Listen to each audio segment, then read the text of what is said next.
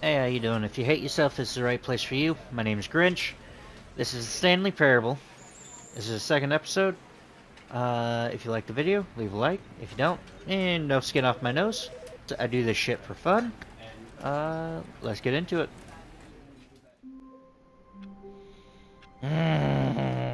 All of his co-workers were gone. What could it mean?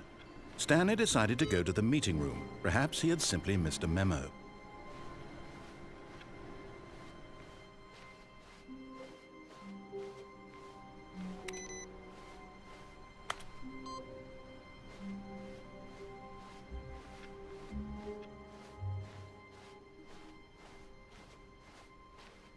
When Stanley came to a set of 2 open doors, he entered the door on his left. This was not the correct way to the meeting room, and Stanley knew it perfectly well. Perhaps he wanted to stop by the employee lounge first, just to admire it. Piss off. Wow. Yes, this room. But eager to get back to business, Stanley took the first open door on his left. No. Stanley was so bad at following directions, it's incredible he wasn't fired years ago.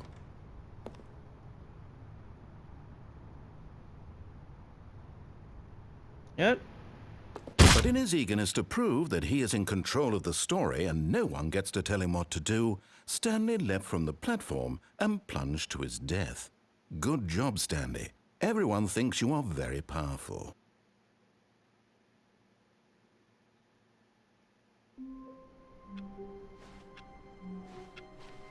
Wait, Stanley thought to himself. Am I sure that the orders stopped coming in? How is that possible? They never stopped. Surely I was mistaken. No, the orders were still missing. For now. Damn it. Would you stop fucking with me?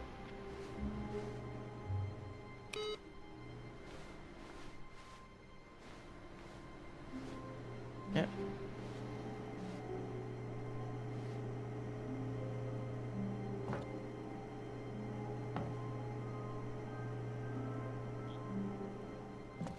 Let me get out the window. Ha! Oh. At first, Stanley assumed he'd broken the map, until he heard this narration and realized it was part of the game's design all along. Damn it. He then praised the game for its insightful and witty commentary into the nature of video game structure and its examination of structural narrative tropes. So, now that you're here, what do you think? Isn't this a fun and unique place to be? Why don't we take a minute just to drink it all in? Okay, I'm over it now. What do you think? Are you sick of this gag yet? Yes. Well, I don't know how to say this politely, but you could literally just restart the game any old time you want, like right now. You could have done it just then. Now would also be an appropriate time to quit. Any of these points and so many, many more, all of them are appropriate.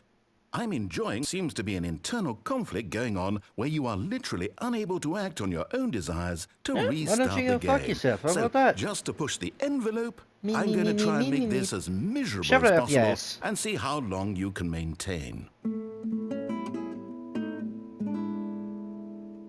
There once was a man named Stanley, who people considered so manly.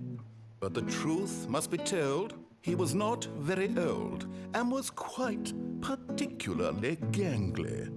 What Stanley liked most was buttons. He pushed them like some kind of glutton. He did it all day in a meaningful way, but his brain had long ceased to function. Which is why he is in this parable and lives an existence quite terrible. And if you are not strong and keep playing along, you too will become quite unbearable. Yes. You too will become quite unbearable. I hate the fact you're good at singing.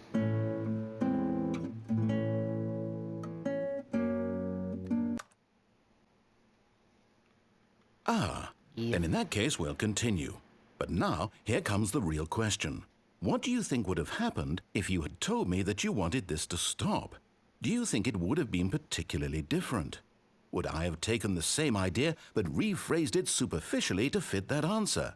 No, you're Perhaps kind you of just an never would asshole, even but have you're saying thought of really it well. if I hadn't brought up the issue in the first place. Fuck you.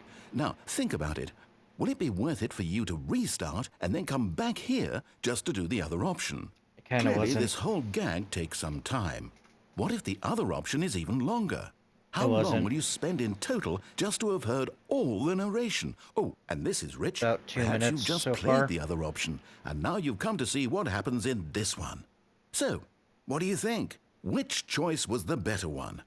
Imagine if you had selected continue on your first playthrough, how tantalizing it would be not knowing what happens when you pick the other option. Indeed, you are one of the lucky ones.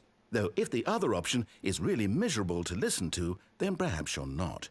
In fact, I'm just going to say that no one who's listening to this is lucky.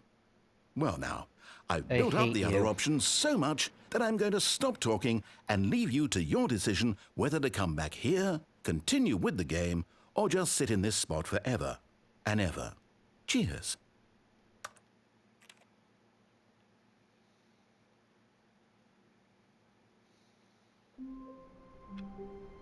But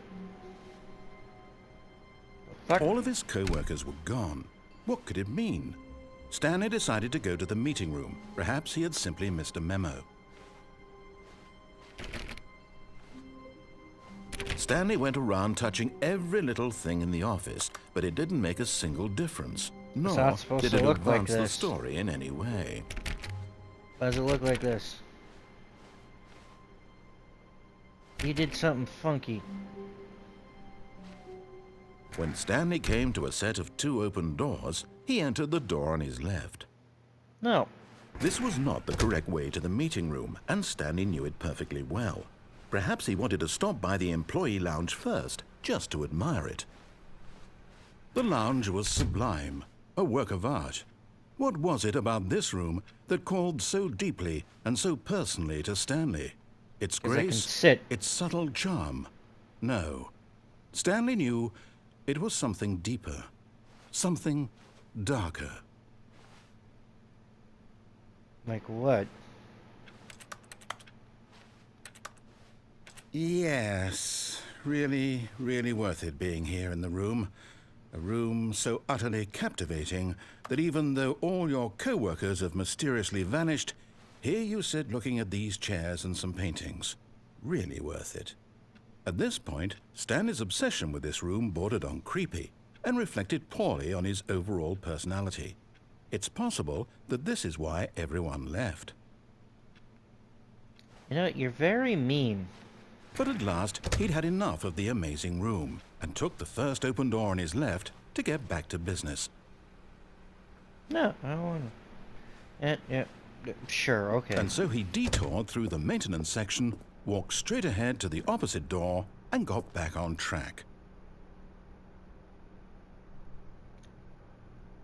Yeah, I'm gonna press the button.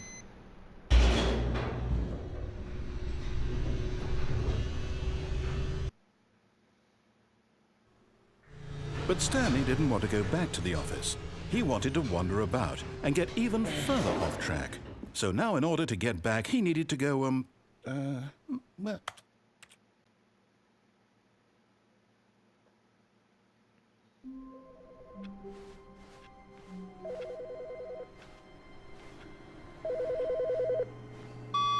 Hello. This is a recorded message scheduled either by you or a person in your place of work. The purpose of this message is to warn you about the dangers of recorded messages. If at any time you believe you are listening to a recorded message, please terminate it immediately and cease all flow of information from the recorded message into your perceptual sphere. Thank you, and have a pleasant day. That was retarded.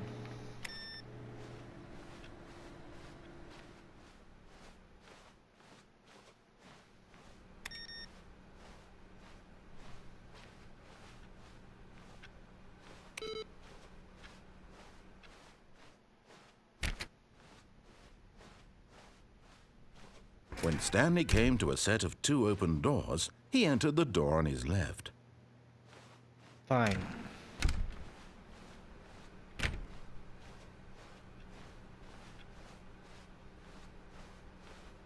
Yet there was not a single person here either. Feeling a wave of disbelief, Stanley decided to go up to his boss's office, hoping he might find an answer there. That ball up inside you, take out passive-aggressive coworkers, resent coworkers for not supporting you more.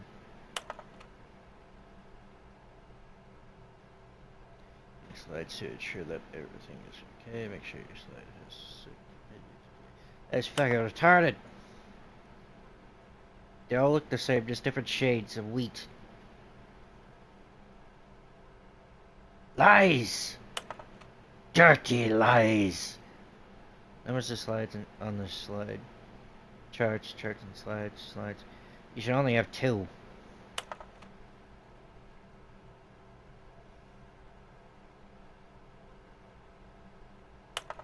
All this is useless.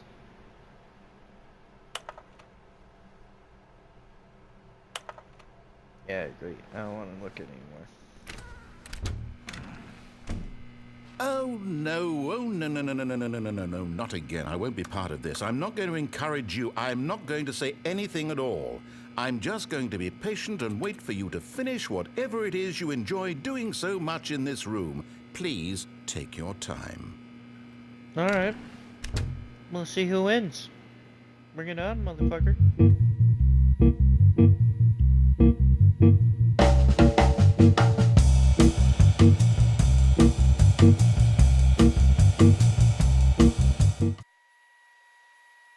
Fuck it, fine, you win. Coming to a staircase, Stanley walked upstairs to his boss's office. Yeah, no, I'm going downstairs.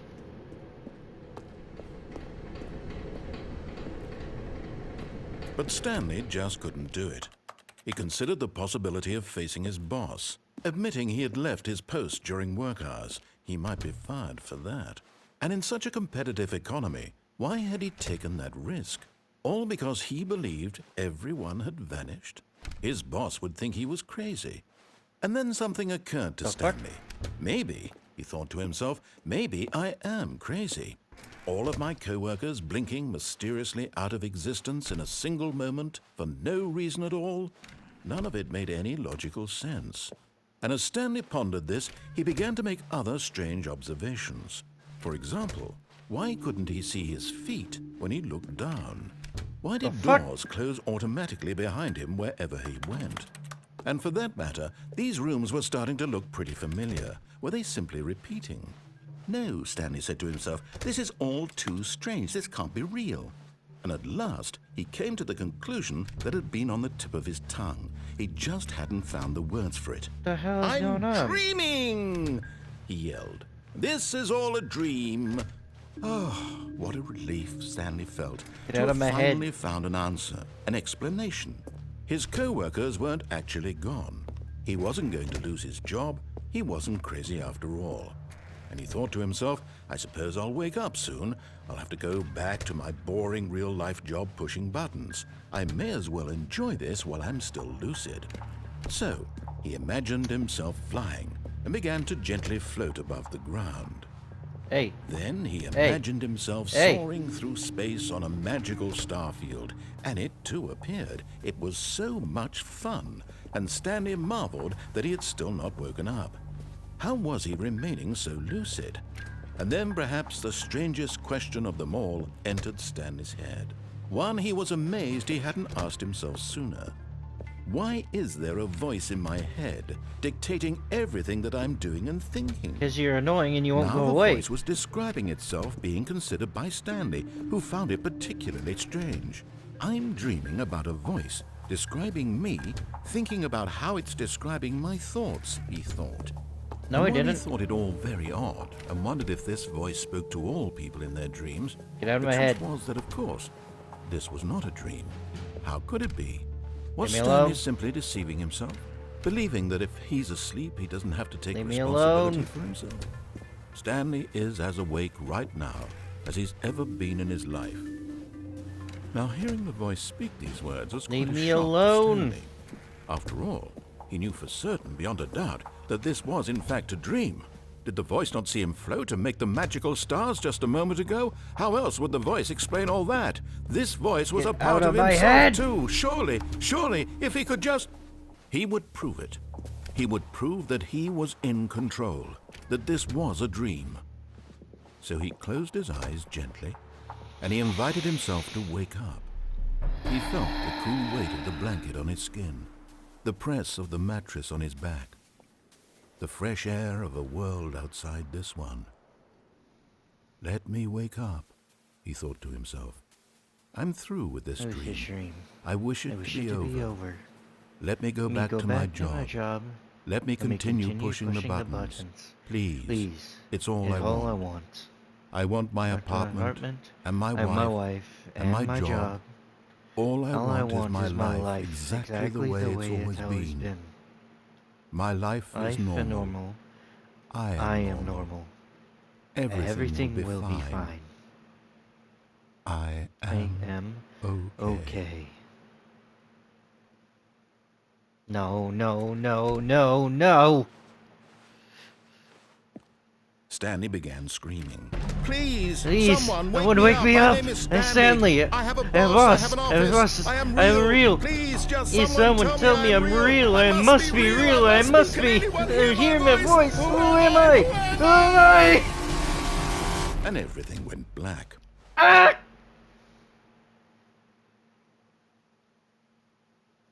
This is the story of a woman named Mariella. Mariella woke up on a day like any other. She arose, got dressed, gathered her belongings, and walked to her place of work. But on this particular day, her walk was interrupted by the body of a man who had stumbled through town talking and screaming to himself, and then collapsed dead on the sidewalk.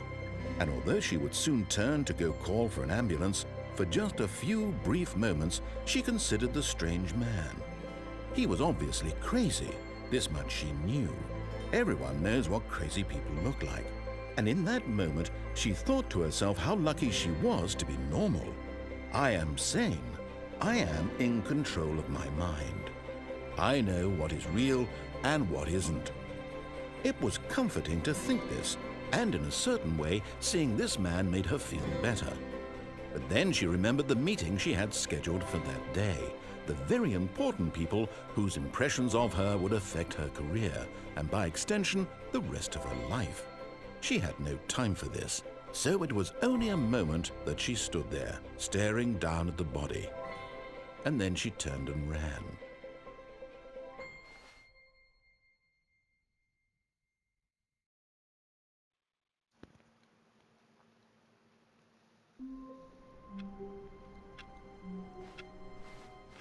All of his co-workers were gone. What could it mean? I don't want to go through that again. Stanley decided to go to the meeting room. Perhaps he had simply missed a memo. I don't want to go through it again. I'll do as you say. Just please don't fucking do that again. Brain hurts. I don't want to go crazy again. I don't know who the fuck Marble or Mabel or who the fuck that was. But I'll be good.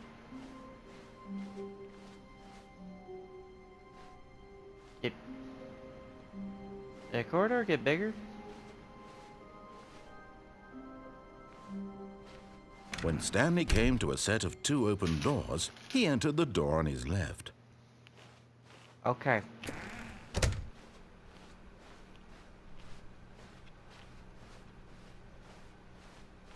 Yet there was not a single person here either. Feeling a wave of disbelief, Stanley decided to go up to his boss's office, hoping he might find an answer there.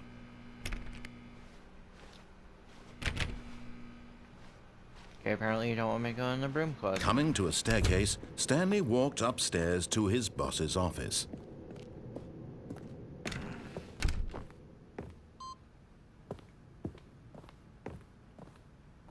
Okay, I think we all know the drill by now. Blah, blah, blah. Dark secrets, the keypad. Stanley pushes some buttons. Oh, hey, look, it's a new passageway. Quelle surprise.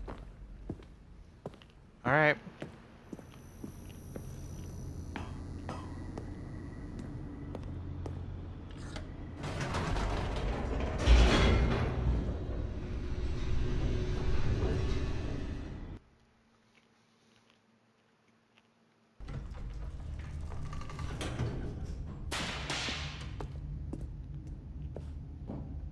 Stanley walked straight ahead through the large door that read Mind Control Facility.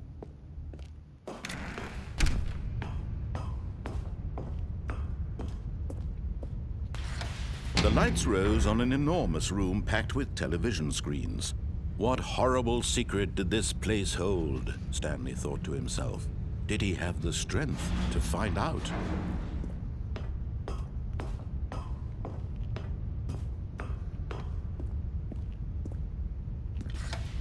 Now the monitors jumped to life, their true nature revealed.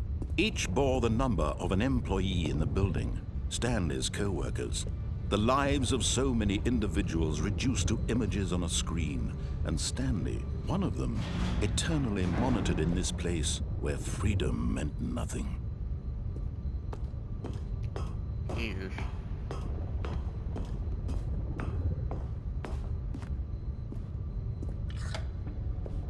This mind control facility, it was too horrible to believe. It couldn't be true. Had Stanley really been under someone's control all this time?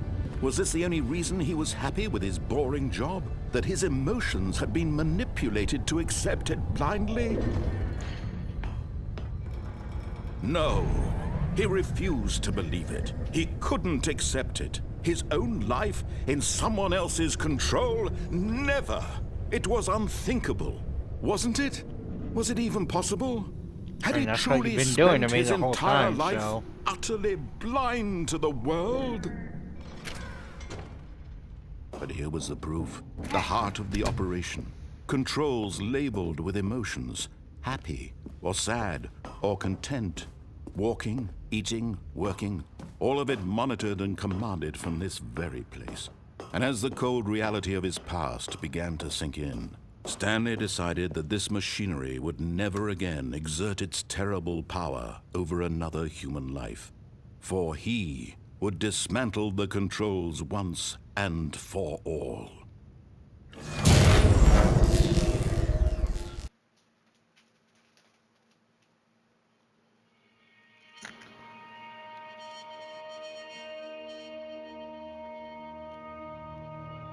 Blackness and a rising chill of uncertainty. Was it over? Yes! He had won! He had defeated the machine, unshackled himself from someone else's command. Freedom was mere moments away. And yet, even as the immense door slowly opened, Stanley reflected on how many puzzles still lay unsolved. Where had his co-workers gone? How had he been freed from the machine's grasp? What other mysteries did this strange building hold? But as sunlight streamed into the chamber, he realized none of this mattered to him. For it was not knowledge or even power that he had been seeking, but happiness. Perhaps his goal had not been to understand, but to let go. No longer would anyone tell him where to go, what to do, or how to feel. Whatever life he lives, it will be his. And that was all he needed to know. It was perhaps the only thing worth knowing. Stanley stepped through the open door. Stanley felt the cool breeze upon his skin, the feeling of liberation, the immense possibility of the new path before him. This was exactly the way, right now, that things were meant to happen. And Stanley was happy.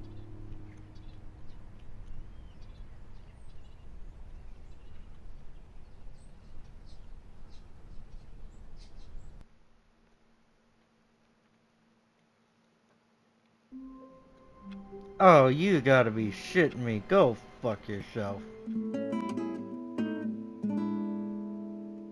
There once was a man named Stanley, who people considered so manly. But the truth must be told, he was not very old, and was quite particularly gangly. What Stanley liked most was buttons.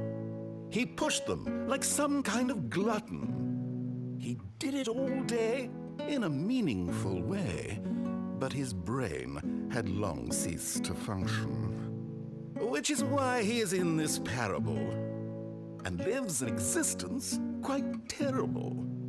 And if you are not strong and keep playing along, you too will become quite unbearable. Yes. You too will become quite unbearable. I hate the fact you're good at singing.